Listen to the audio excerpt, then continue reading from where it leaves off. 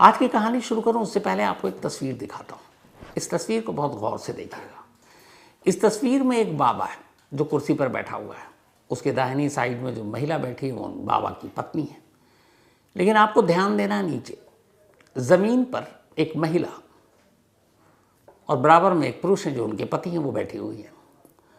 और जमीन पर एक परात रखा हुआ है जिसमें पानी, और जो कुर्सी पर बैठा बाबा है उसके दोनों पांव उस परात में हैं और ज़मीन पर बैठी ये महिला उस बाबा के पांव को धुल रही है उस परात में। अब कहेंगे आपकी इसमें ऐसी क्या बात है? तो पहले इस महिला के बारे में जान लीजिए जो इस वक्त बाबा के पांव को अपने हाथों से परात में धुल रही है। जो कोई मामूली महिला नहीं है, ये पूरे महाराष्ट्र की महिला आयोग की चेयरपर्सन है, महाराष्ट्र विमेन कमीशन की चेयरपर्सन। विमेन कमीशन यानी महिला आयोग का काम ये होता है कि उस स्टेट में पूरी महिलाओं की जो भी उनकी सुरक्षा हो या उनका हक हो, उन सारी चीज़ों की देखभाल करना। उन महिलाओं के साथ कुछ गलत हुआ है तो महिला आयोग उन चीज़ों को देखती है। तो महिला आयोग एक ताकतवर पद और पोस्ट है, और उस महाराष्ट्र की पूरे महिला आयोग की चेयरपर्सन इस वक्त एक बाबा के दोनों पांव परात में रखकर अपने हाथों से धुल रही हैं। अब इसमें कोई बुरी बात नहीं है, आस्था होती है और अक्सर ऐसा होता है कि हम जिन्हें मानते हैं हम उनके चरणों के धूल या उनके चरणों को धोते भी हैं। तो इस तस्वीर में ऐसी कोई बुरी चीज़ नहीं है, लेकिन ये दिखाना बेहद इसलिए ज़रूरी है कि जब जिस शख्स के दोनों पांव महाराष्ट्र महिला आयोग की चेयरपर्सन अपने हाथों से धुल रही हैं, आप उसकी कहानी सुनेंगे। जो शख्स कुर्सी पर बैठा और जिसके पांव इस वक्त धुले जा रहे हैं उसका नाम है अशोक खरात। ये एक नाम है। दूसरा नाम है कैप्टन, और तीसरा नाम है बाबा, चौथा नाम है एक ज्योतिषाचार्य। इनकी खासियत है ये तारीख देखकर लोगों के भविष्य बताते हैं, और इनके अनुयायी यानी भक्त कोई मामूली लोग नहीं है। महाराष्ट्र के एक्स सीएम एकनाथ शिंदे जो अभी डिप्टी सीएम है, महाराष्ट्र के कई मिनिस्टर, आईएएस अफसर, आईपीएस अफसर, यहाँ तक कि दिल्ली में बैठे एक बहुत पावरफुल और ताकतवर मिनिस्टर, उनकी वाइफ भी इस बाबा की अनुयायी है।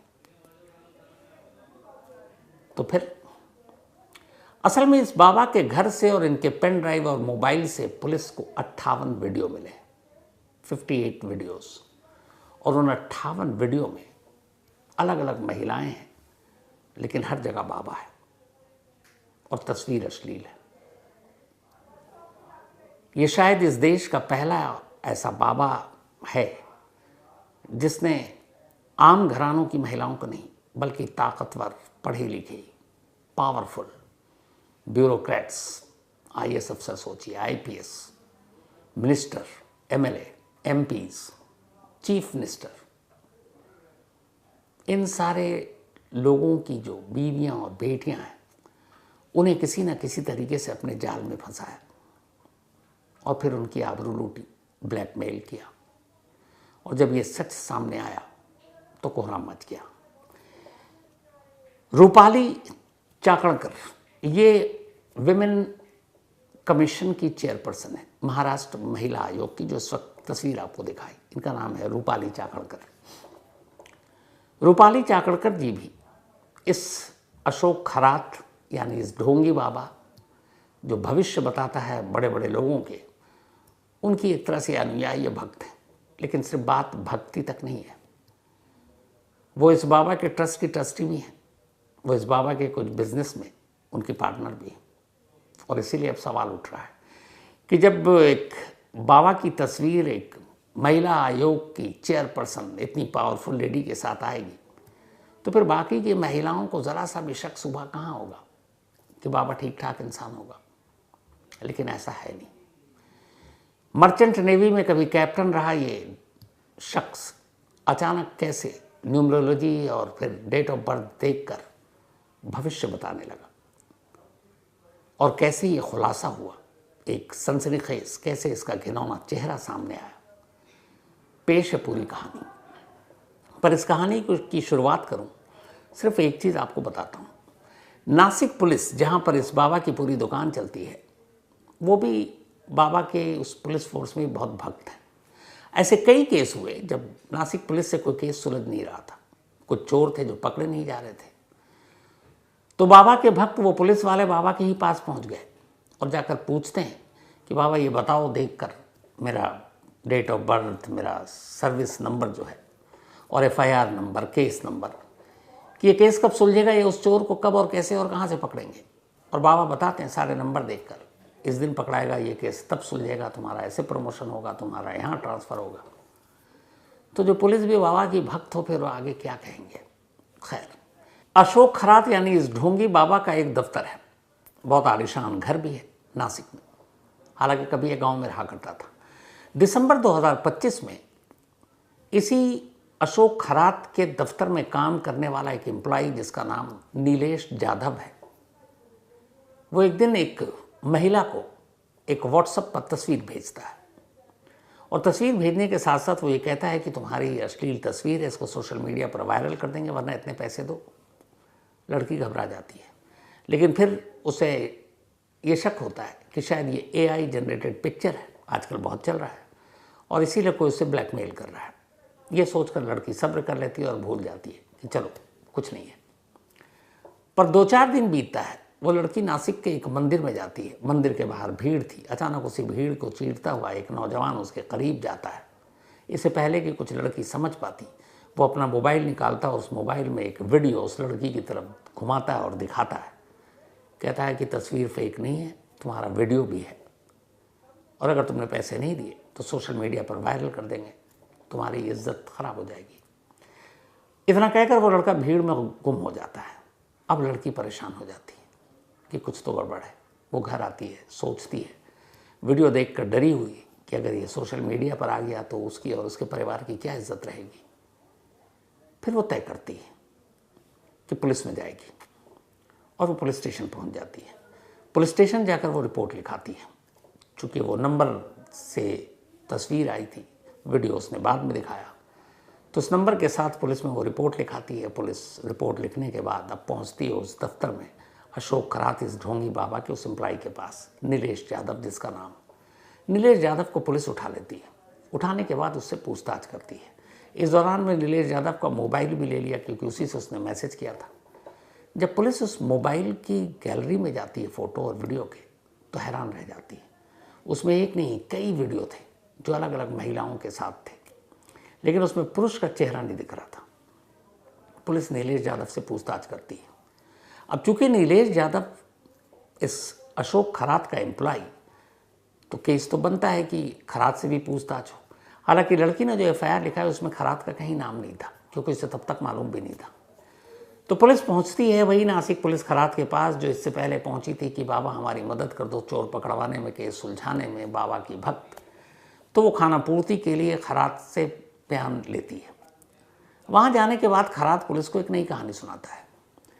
वो कहता है कि मैं खुद ब्लैकमेलिंग का शिकार हूँ। मुंबई और मुंबई के करीब एक जगह के 2 बिजनेसमैन हैं जो मुझे धमकी दे रहे हैं मोबाइल पर। उन्होंने कुछ वीडियो भेजे हैं जिसमें मेरा चेहरा है अलग अलग महिलाओं के साथ, और वो मुझसे 5 करोड़ रुपए मांग रहे हैं।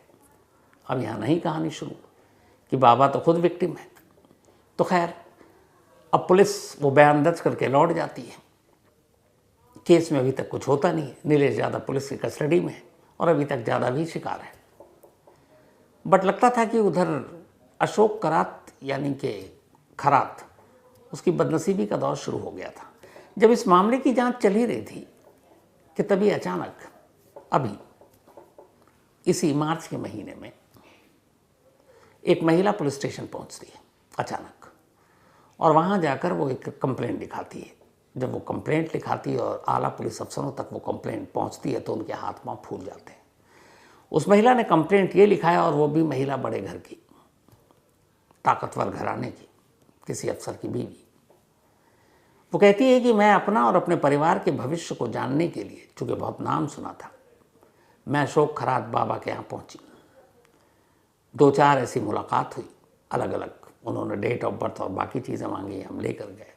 ऐसी एक बार जब मैं उनके गई पास, तो उन्होंने मुझे कुछ प्रसाद के नाम पर खिलाया और पानी पिलाया। उसके बाद मुझे कुछ होश नहीं क्या हुआ। बाद में जब होश आया तो मुझे लगा कि मेरे कपड़े अस्त व्यस्त हैं, मेरे साथ कुछ हुआ है। फिर वही अशोक खरात बाबा आया और उसने मुझे कुछ तस्वीरें दिखाई।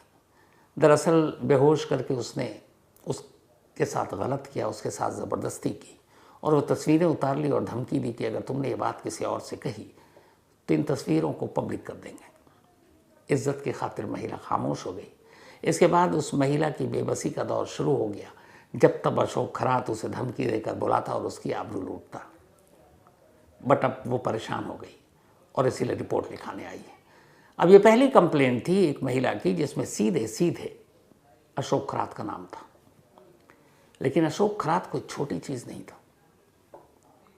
जब पुलिस तक ये बात पहुंची तो पुलिस के भी हाथ पांव इसलिए फूले कि महाराष्ट्र की विमेन कमीशन की चेयरपर्सन, महाराष्ट्र के ex chief minister Eknath Shinde, Maharashtra के कई मिनिस्टर, खुद पुलिस डिपार्टमेंट के आईपीएस अफसर, ब्यूरोक्रेसी के आईएएस अफसर, दिल्ली में बैठे हुए एक ताकतवर मिनिस्टर और पॉलिटिशियन, एक लंबी लिस्ट थी बाबा के भक्तों की और उनके परिवार वालों की, जो अक्सर इस खरात के पास अपनी तकदीर को जानने के लिए पहुंचा करते थे। अब ये हुआ कि ऐसे पहुंच वाले बाबा पर हाथ कैसे रखें। महाराष्ट्र पुलिस के आला अफसरों की मीटिंग हुई। मीटिंग के बाद ये हुआ कि भाई इसमें हम लोग क्या करें, अगर हाथ डालते हैं तो कहाँ एकनाथ शिंदे जो अभी डिप्टी सीएम हैं उनके भी गुरु हैं, बड़े बड़े मिनिस्टर के गुरु हैं, जो पुलिस वाले हैं जिनके पास केस आया, जो डीसीपी रैंक या एसीपी रैंक है, उनके भी ऊपर के ज्वाइंट सीपी, कमिश्नर, एडीजी, इस टाइप से जितने बड़े बड़े पोस्ट होते जाते हैं, उस पुलिस डिपार्टमेंट में भी बहुत सारे भक्त हैं। फिर सरकार से हरी झंडी लेनी ज़रूरी थी। अब महाराष्ट्र सरकार तक की बात पहुंची। इसके बाद हुआ कि नहीं, मामला संगीन है और बहुत बड़ा है, तो फ़ौरन एक स्पेशल इन्वेस्टिगेटिव टीम बनाई जाए। एसआईटी टीम का गठन हुआ, एक लेडी अफसर को इसकी जिम्मेदारी दी गई। अब जब वो वीडियो सारी देखी गई और चूंकि इससे पहले नीलेश यादव गिरफ्तार हुआ, तब एसआईटी ने 17 मार्च की रात इस बाबा के घर पर दबिश डालने का फैसला किया। देर रात अब बाबा के घर पर जाकर पकड़ना भी था, ये भी था कि इस डिपार्टमेंट में अलग अलग बाबा के मुखबिर भी हैं, तो कैसे पकड़ा जाए। तो पुलिस ने भी एक चाल चली। आलिशान घर के बाहर एक शोर मचाया गया, भारी भरकम टीम पहुंची थी पुलिस की, चोर चोर चोर चोर, ताकि इससे लगे कि चोर है और लोग घरों से बाहर निकले। और चोर चोर कहकर शोर मचाकर पुलिस की एक टीम घर के अंदर दाखिल होती और उस वक्त अशोक खरात उस ढोंगी बाबा अपने बिस्तर पर आराम की नींद में सो रहा था, उसे पकड़ती है और लेकर आती है। इसके बाद उसके मोबाइल और पेन ड्राइव और बाकी चीज़ों की घर से तलाशी ली जाती है और जब उन चीज़ों को देखा जाता है तो पुलिस वालों के हाथ पांव फूल जाते हैं। अब तक 58 वीडियो पुलिस वालों के कब्जे में है और इन 58 वीडियो में अलग अलग महिलाएं, सभी बड़े घरानों की। 58 वीडियो तो केस की प्रॉपर्टी है। इत्तेफाक से इनमें से एक वीडियो लीक हो गया एक महिला के साथ और बताया गया कि ये इसी ढोंगी बाबा के दफ्तर का वीडियो है और वो अश्लील है। जाहिर सी बात है, मैं आपको दिखा भी नहीं सकता। तो अब जब ये 58 वीडियो सामने आया और फिर बाबा का प्रोफाइल और उनके भक्तों का प्रोफाइल का सच सामने आया, तो फिर ये हुआ कि अब क्या होगा। खैर, अगले दिन 18 मार्च को अशोक खरात को कोर्ट में पेश किया गया। पुलिस कस्टडी मिली है 24 मार्च तक और अब तफ्तीश शुरू हो गई है। अब डर इस बात का है कि जैसे जैसे जांच आगे बढ़ेगी ये वीडियो की तादाद 58 रहेगी, 58 से बढ़ती जाएगी। पुलिस के सामने एक दिक्कत भी है, जो वीडियो में महिलाएं हैं या फिर बाबा के जो भक्त, बड़े बड़े घरानों की महिलाएं, हर एक इज्जत की खातिर चुप है और खामोशी ये है कि अब पुलिस में कोई रिपोर्ट लिखाने के लिए नहीं जाना चाहता। पुलिस को भी पता है कि इज्जतदार महिलाएं सामने नहीं आएंगी तो बाबा के खिलाफ फिर ठोस केस कैसे बनेगा। तो अब कोशिश की जा रही है कि ऐसी जो पीड़ित महिलाएं हैं, अपील भी की गई है, वो सामने आएँ, शिकायत करें। तो अभी जांच जारी है और ये गिनती कहाँ तक जाएगी पता नहीं। अब सवाल ये कि इतनी पढ़ी लिखी महिलाएं, ministers, MLA, MPs, IAS, IPS, ताकतवर महिलाएं, ये कैसे इस बाबा के चंगुल में फंस गई। तो इसकी पूरी कहानी यूं है कि नासिक के करीब एक गांव है। उस गांव में करीब 40 साल पहले ये अशोक खरात पढ़ाई लिखाई करने के बाद मर्चेंट नेवी में नौकरी करने के लिए चला गया। मर्चेंट नेवी में उसने करीब 20 साल तक काम किया। इस दौरान मर्चेंट नेवी का काम होता है शिप के साथ आप ट्रैवल करते हो, तो करीब करीब 100-125 देश के तो वो चक्कर लगा चुका अपनी ड्यूटी पर। अब इस दौरान में जहाँ जहाँ वो गया, बहुत बार इंडिया के भी अलग अलग बंदरगाहों पर उतरा, तो इसने 15-20 भाषाएं सीखी, अलग अलग देशों की, अपने देश की भी, और ये भाषाओं का धनी हो गया। ये सारे लैंग्वेजेस बोलने लगा। फिर जब छुट्टी पे आता तो गांव में आता, कहानियाँ सुनाता विदेशों की, और फिर कहानियाँ सुनाते सुनाते कुछ उन लैंग्वेजेस को भी बोलना शुरू करता, और गांव वाले समझते कि यार ये क्या बंदा है, कितना जीनियस है। और फिर कुछ ऐसी बातें करता जैसे उसने अलग अलग साउथ इंडियन लैंग्वेज भी सीखा, तो होने लगता कि ये तो एकदम साक्षात भगवान टाइप है, क्योंकि उस तरह के वो सारे धार्मिक चीज़ें भी उसी लैंग्वेज में बोलना शुरू कर देता अपनी भाषा छोड़कर। तो लोग अब उसका इंतज़ार करने लगे छुट्टी पे आने का। फिर उन्हें लगा कि ये बहुत ज्ञानी है। इसने 2-4 बार ऐसे ही देखकर लोगों के भविष्य बताने लगा। फिर कहता तुम्हारा जन्मतिथि है, तुम्हारा ये काम ये हो जाएगा, इतने तारीख को इतना हो जाएगा। धीरे धीरे उसने जब चलन शुरू किया तो 2, 4, 5 से होते हुए 10, 20, 30, 40, 50, 100 जब भी आता ये लोग बैठे होते इंतज़ार करते कि ये उनका भविष्य बताएगा, और वो बताता कि तुम्हारा ये है, तुम्हारा दोष है, तुम्हारा रुका हुआ काम हो जाएगा, इस फलाने के बेटे की ये नौकरी लग जाएगी, उसकी बेटी की इतने तारीख को शादी हो जाएगी। अब होता कि ये कि इनमें से तुक्के में कुछ सच हो जाता। जैसे वो कहता है इस साल तक इसकी नौकरी लग जाएगी, और सच में अगर वो 3 का बोलता 2 की लग जाती। ये किसी की शादी नहीं हो रही है, वो शादी हो जाती। लोगों का भरोसा बढ़ता गया। फिर जब उसे लगा कि उसके गांव में इतनी बड़ी तादाद उसके भक्तों की हो गई है, तो फिर कहाँ नेवी मर्चेंट की नौकरी छोड़ दिया 20 साल पहले।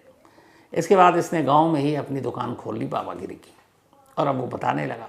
भाषा का ज्ञानी था, ये अलग अलग भाषाओं में भी बोलता, लोग समझते पता नहीं इस पर कुछ है, कृपा है। जब अच्छी खासी इसकी दुकान चलने लगी तो फिर लगा कि अब इस गांव में कब तक रहेंगे, गांव से बाहर निकलते हैं। फिर ये नासिक पहुंच गया। नासिक में इसने अपना छोटा सा दफ्तर लिया, एक प्रॉपर्टी डीलर का भी काम करना शुरू कर दिया, साथ में ये अपना तकदीर भी बताने लगा। ये अपने आप को न्यूमरोलॉजी, एस्ट्रोलॉजी और धार्मिक कर्मकांड का जानकार के तौर पर लोगों के सामने पेश करने लगा। फिर ब्लैक मैजिक का भी एक्सपर्ट हो गया। तो एक साथ कई गुण इसके अंदर आ गए। अब धीरे धीरे ये लोगों के अंदर पॉपुलर होता गया, लेकिन फिर भी ठीक था, इतना बड़ा बाबा नहीं बना था। तभी कुछ साल पहले नासिक पहुंचते हैं एकनाथ शिंदे, महाराष्ट्र के उस वक्त चीफ मिनिस्टर थे, और किसी जानकार के ज़रिए उनको अशोक खरात के बारे में पता चला, और वो अपना भविष्य जानने अशोक खरात के पास पहुंच गए। अब जब वो पहुंचे तो बाकी भी सारी मंडली थी। अब दिखाकर तो एकनाथ शिंदे वहाँ से चले गए, लेकिन खरात की दुकानदारी चमका गए। लोगों को ये लगा कि जब एक राज्य का मुख्यमंत्री अपना भविष्य जानने के लिए इसके पास आ सकता है, तो इसका मतलब यही है कि कोई छोटा मोटा इंसान नहीं है, बहुत बड़ा ज्ञाता है। बस फिर तो ऐसी दुकान चली कि शिंदे साहब के बाद उन्हीं के मंत्रालय के, उन्हीं के बहुत सारे मंत्री, उनके परिवार पहुंचने लगे। अब जब मंत्री पहुंचे तो उनके साथ आसपास रहने वाले अफसर, जो IAS अफसर हैं, वो भी पहुंचने लगे। जब IAS अफसर पहुंचने लगे तो फिर वहाँ जाने के वक्त सिक्योरिटी और सारी चीज़ें भी देखी जाती थी, तो जो पुलिस वाले थे IPS वो भी पहुंचने लगे। इसके बाद तो तांता लग गया। आसपास के राज्य गुजरात तक से लोग पहुंचने लगे, और फिर इनमें से भी ज़्यादातर लोग ट्रांसफ़र कहाँ, पोस्टिंग कैसे, बेटी की पढ़ाई का क्या होगा, क्या करियर होगा, शादी कब होगी, बेटा क्या करेगा, स्वास्थ्य का क्या होगा, ये सारी जानकारी पहले अफसर पहुँचे, फिर उनके घर वाले, फिर उनकी बीवियाँ, बेटियाँ, एक एक कर सब पहुँचने लगे।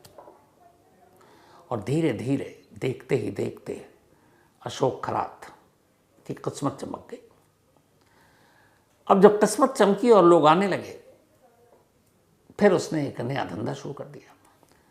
वो जो महिलाएं आती, तकदीर बताता, और चूँकि वो बहुत सारी और भी बातें बता देता, तो कई तो डर जाती।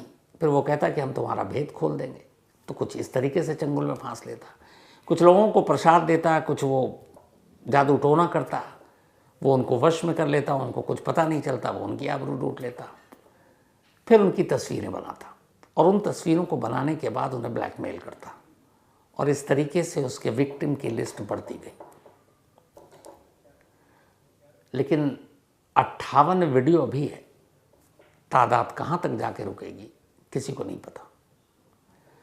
और हड़कंप ये मचा हुआ है कि इसकी शिकार मामूली औरतें नहीं हैं, मतलब सत्ता में बैठे हुए लोग, ब्यूरोक्रेसी के चलाने वाले अफसर, इनके घरानों से। तब किस किस के वीडियो से ढोंगी बाबा अशोक खरात के लैपटॉप, पेन ड्राइव या फ़ोन से बाहर आ रहे हैं, हर एक की सांसें अटकी हुई हैं। और इसीलिए SIT इस मामले की जांच कर रही है और जांच के दौरान इस बात की हिदायत भी है कि ऐसी कोई भी एक वीडियो या तस्वीर कम से कम सोशल मीडिया पर नहीं आए, और नहीं आना भी चाहिए, इसलिए कि मामला बहुत सारी महिलाओं की इज्जत का है। और इज्जत अगर बाज़ार में आ जाए तो फिर बहुत बुरा होता है। तो हमारी भी उम्मीद है कि जो SIT की टीम जांच कर रही है, पूरी संवेदनशीलता के साथ इसकी जांच करेगी और इस बात को पुख्ता करेगी कि ऐसी कोई भी किसी भी महिला या लड़की की तस्वीर कम से कम लीक ना हो, ताकि उनकी इज्जत और मर्यादा की सुरक्षा की जा सके। तो ये मार्केट में आए हुए सबसे नए बाबा की कहानी। अब यहाँ पे सवाल फिर वही उठता है, अगर डेट ऑफ बर्थ, न्यूमरोलॉजी या फिर एस्ट्रोलॉजी या फिर जादू टोना के ज़रिए अशोक खरात ऐसे ताकतवर और पढ़े लिखे लोगों का भविष्य बता रहा था, तो क्या उसे अपना भविष्य पता नहीं होगा कि मार्च का महीना आएगा और 17 और 18 मार्च की रात वो अरेस्ट होगा और फिर पुलिस पकड़ेगी? फिर लोग ऐसे क्यों अंधविश्वास होकर, इतने पढ़े लिखे, UPSC का एग्ज़ाम क्रैक करने के बाद आप इन चीज़ों में फंसे हुए हैं?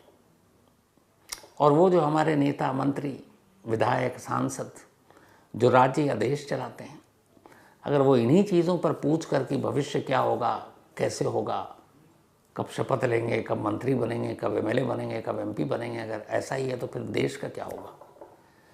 तो अफसोस होता है उन लोगों पर भी जो इस तरह से अंधविश्वास से घिरे हुए हैं, क्योंकि ऐसे बाबाओं की कहानी की तो झड़ी लगी हुई है। बहुत सारे आ चुके हैं, बहुत सारे तो जेल में अभी भी, लेकिन फिर भी ये अंधविश्वास नहीं तो क्या है, लेकिन निहायत अफसोस। तो खैर, इस कहानी में इतना ही।